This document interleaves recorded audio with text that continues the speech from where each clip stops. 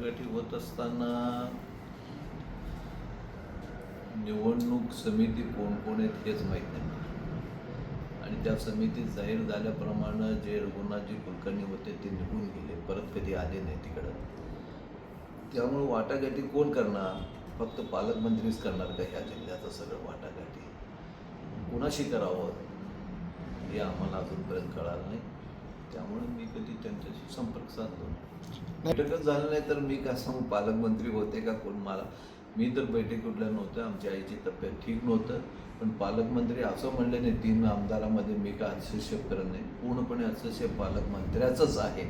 आणि पालकमंत्री जे उमेदवार देतील ते निवडून आणण्याचं काम आमचं आहे फक्त. आता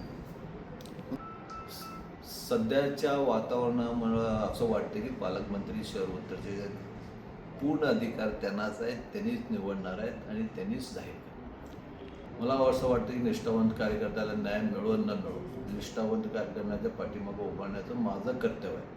कारण मी गेल्या 5 वर्षात 5 टर्म झालं माझ्या पाठीमागं कार्यकर्ते राहिले, उभारलो, निवडून आणले. भारतीय जनता पक्षाने जेव्हा जेव्हा आदेश दिलं तेव्हा कार्यकर्त्यांनी कुठलीच अपेक्षा न करता भारतीय जनता पक्षाला त्यांच्या आदेशाप्रमाणे मतं मिळवून दिलं. कुठल्याही निवडणूक असू द्या, लोकसभा असू द्या, विधानसभा असू द्या किंवा कुठलेही कामं असू द्या, भारतीय जनता पक्षात कार्यकर्ता शहरचा कधीच मागं पडला नाही. मग आज हे जर करता त्यांच्यावर अन्याय होत असेल तर माझंही कर्तव्य आहे की त्या कार्यकर्त्याच्या मागं उभा राहील.